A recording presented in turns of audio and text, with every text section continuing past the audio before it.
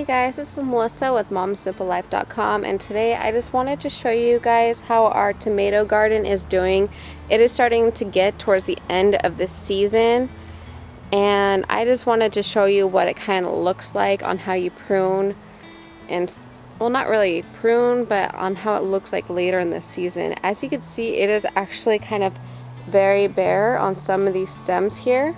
And the reason why is as soon as those tomatoes ripen on the bottom, you don't need those tomato branches or the leaves anymore. You could just get rid of them and then focus all the energy into the actual tomatoes up here. So as you can see, this one over on the other side of the bed, you don't see any leaves down below this branch here. And I just started thinning them out because it is mid-September in the Pacific Northwest, and I just want the rest of these to start turning red, and they're actually doing really good this year. I really enjoyed the tomatoes, and I really liked how clean this bed looked.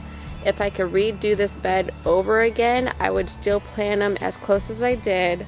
I did do just one row on each side of the bed of the tomatoes that were spaced 9 inches apart. But the thing is, if I had a bigger yard, I would actually probably prefer having two 18-inch wide beds, so then I could get on the other side and in between these plants.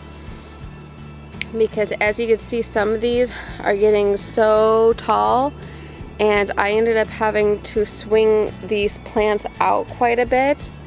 And we had to sit there and mow the other day, even though we were planning on originally putting down weed block material. For some reason this year I've been a little bit lazy towards gardening, and I didn't ever get that done, or even just removing the sod.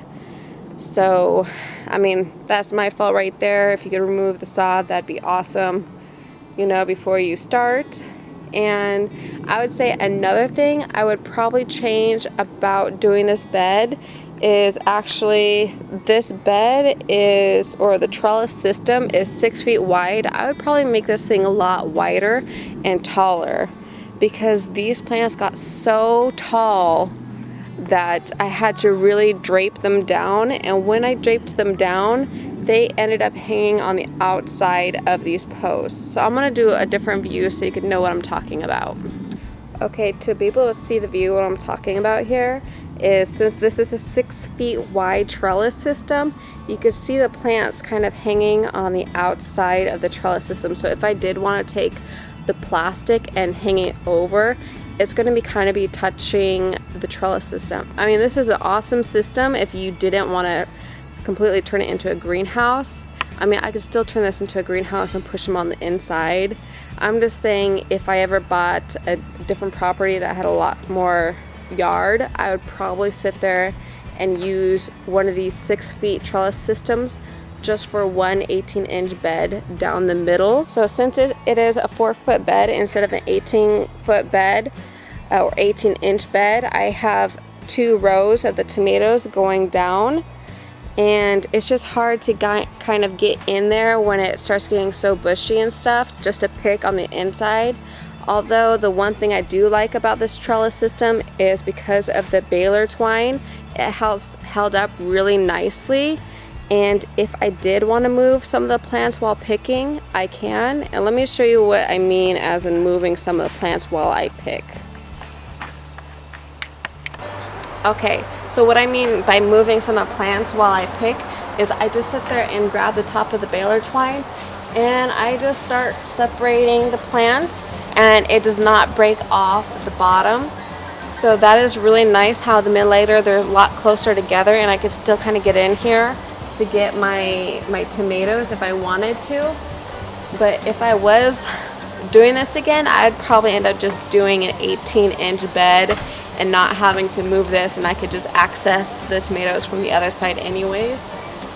But you can see here, I can move the plants over, and then I can get into this one here, and while I pick some of these tomatoes. So, and then there's no problem. And then when I want to move over and start picking these other tomato plants, I just start moving this over here, and then I can get to the ones also in the back, and it does not harm the stem at all. because you're not like really bending anything, you're just kind of swaying the plant over, and then I could get to this next plant that I need to get into. So that's one thing I really enjoy about this versus cage or any other type of system, is it seems really pretty easy.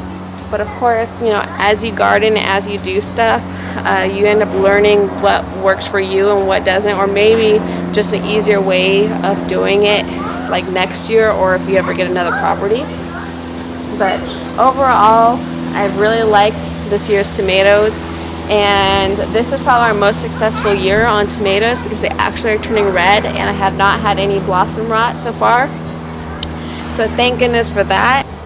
So yeah, another thing that I've learned is trying to sit there and make sure you keep on top of your fertilizing and your watering if you have not had a watering system in place, because a lot of the leaves that are curled is because I didn't do a consistent water, or I didn't do a consistent weekly feed.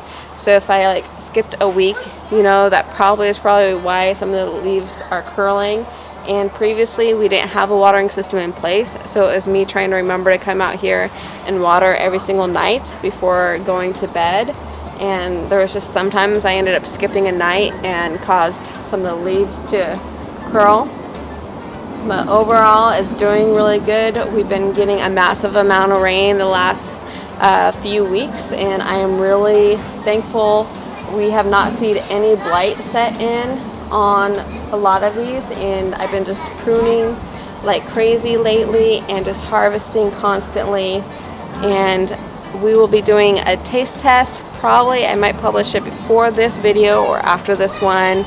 I'm picking some of the sugar sweet tomatoes. Let me see, the sun sugar tomatoes, and we're going to do a taste test between sawdust and sand and the actual organic soil. They're both Mittleider garden methods. It doesn't matter what soil you use, just use what you got type of thing. But we just want to see if there is a difference on the taste. And I also got a bricks test to be able to do some bricks testing on these to see if they'll get a higher number on the soil side or the sawdust side versus the other, or maybe they're exactly the same, you know. But overall, I would say my results, I mean, for both gardens, they're actually, you know, they're very similar, but I still kind of think that the soil side, the organic soil, seem to sit there and do just a little bit better, I think, on towards definitely getting taller and producing a little bit more. And then, but overall, I mean, both sides I've had a massive amount. You just need to sit there and just start growing and not worry about what you're growing in as much. Okay, I'll see you guys next time. Bye.